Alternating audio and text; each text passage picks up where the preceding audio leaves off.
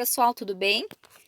Na aula de hoje nós vamos terminar as atividades que estão em aberto, que foram solicitadas, pessoal, desde a nossa primeira aula, lá no dia 7 de maio. Então, nós vamos utilizar esse momento para terminar as atividades, porém eu tenho só um tema aqui para explicar para vocês, que nós vamos fazer também uma atividade com base numa...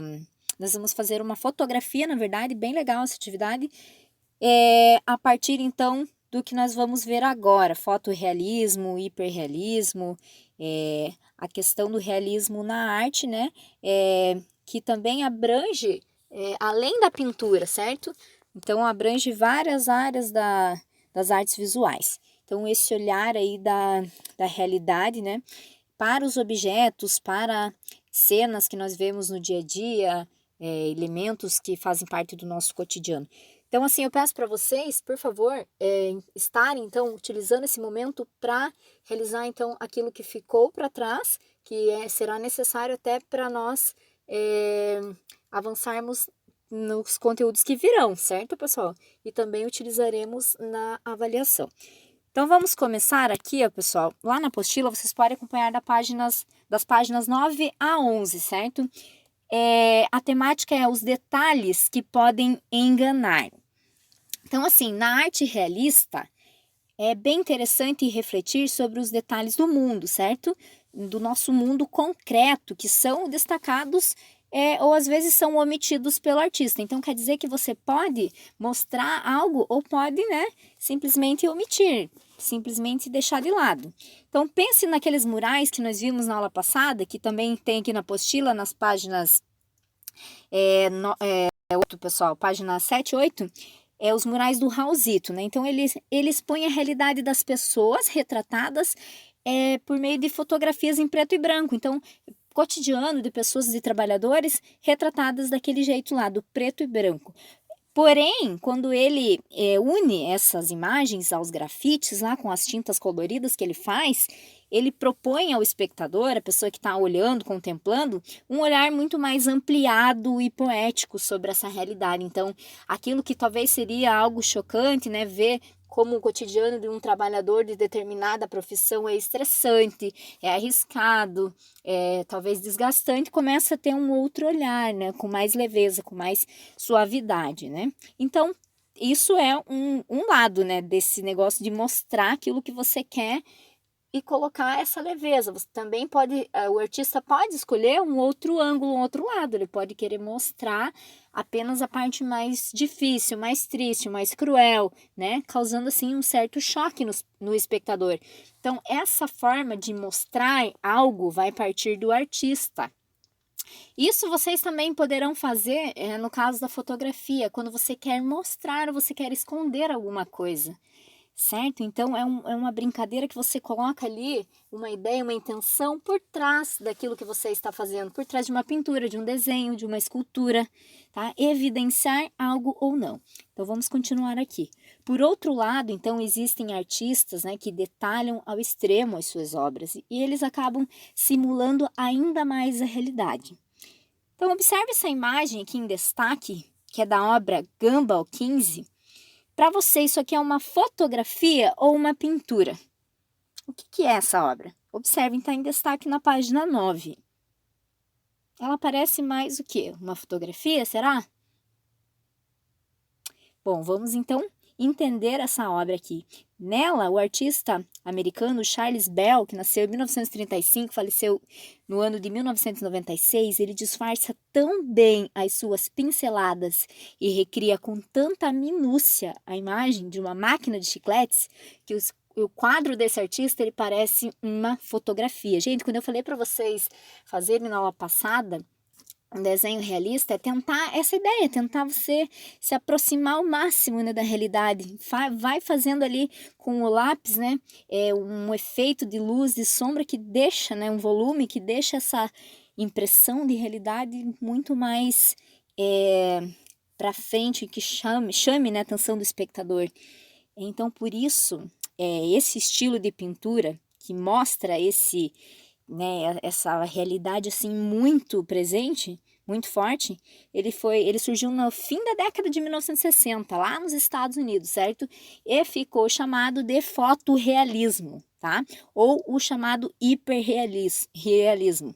Eu vou dar uma dica para vocês, pesquisem sobre artistas contemporâneos, pessoal, artista de agora, do hiperrealismo, vocês vão ficar impressionados. Tem artistas que retratam, assim, a realidade de uma forma absurda, até na escultura, né? O caso daquelas bonecas que são realistas, que parecem crianças até, é tipo os bebês newborn que falam. Então, essa ideia de produzir até uma escultura hiperrealista, ela chega a ser assustadora. Porque imagine você ver um hiperrealismo de uma cena que não é tão agradável, né? Por exemplo, uma pessoa aberta com corte, você vê o sangue, você vê os órgãos. Então, o hiperrealismo realmente, ele é muito assim chocante. Então, vamos focar aqui. Para produzir essa imagem aqui, tá? O Charles Bell, ele primeiro preparou uma máquina de chicletes, organizando esses doces e outros objetos até criar uma composição bem legal que ele interessasse. Então, ele organizou o cenário, ele organizou os elementos, montou essa composição. O que é montar essa composição? É justamente fazer isso, colocar aquilo que você quer retratar na cena. Coloca os elementos ali, coloca um objeto, coloca as bolinhas de chicletes, coloca lá atrás outros doces, o plano de fundo, vai trabalhando esses planos, tá? Vai trabalhando isso que vocês vão trabalhar na fotografia hoje, tá? Na aula de hoje vocês vão fazer isso, vão trabalhar o primeiro plano, ou seja, aquilo que se destaca, o que é o protagonista da cena. E vocês vão trabalhar também o plano de fundo. Então, você pode fazer uma foto de uma fruta, por exemplo. Você pode colocar a fruta na frente em destaque e atrás você pode colocar outras coisas. Pode colocar objetos, utensílios de cozinha, pode colocar, de repente, folhas, né, de árvore, flores, enfim. Então, essa questão, né, de organizar a composição e depois fotografar foi o que serviu de base para a pintura do Charles Bell, do chamado fotorrealismo ou hiperrealismo, porque eles se baseiam completamente assim na pintura mesmo, na fotografia, certo? Então, aquela composição que está presente na fotografia, ela vai servir como ferramenta principal para a realização, né, da sua obra de arte. Então, Gumball 15 reproduz os reflexos, né, e as transparências com tantos detalhes que a pintura mais parece uma fotografia de uma máquina de chicletes. E realmente, gente, isso aqui é muito impressionante, né? Porque parece exatamente uma foto. Essa obra ela foi feita em 1983, tá, pessoal? Então, nós vamos avançar aqui. Nós temos uma atividade bem bacaninha na página 10. Então, essa imagem que nós temos, que acabamos de ver na página anterior, ela definitivamente não é uma pintura de Charles Bell. A fotomontagem serve para você recordar alguns dos principais conceitos estudados até o momento. Em alguns dos chicletes, há um termo que deve ser usado para preencher as lacunas a seguir. Aqui, o pessoal está falando desta imagem, tá? Essa imagem aqui que não é uma pintura do Charles Bell. Essa imagem das bolas ali, né, de chicletes, bolinhas de chicletes que parecem até aquelas bolas de piscina de bolinha. Então, aqui o que vocês vão fazer, pessoal? Vocês vão completar as lacunas com os temas que nós já vimos, que nós já estudamos e que estão na apostila aqui. Tá? No final do dia eu vou disponibilizar o gabarito. Então, diz assim, os artistas daí você vai preencher com o movimento artístico, né? Qual é o movimento artístico que nós estamos estudando, né? Olhavam para o mundo com mais...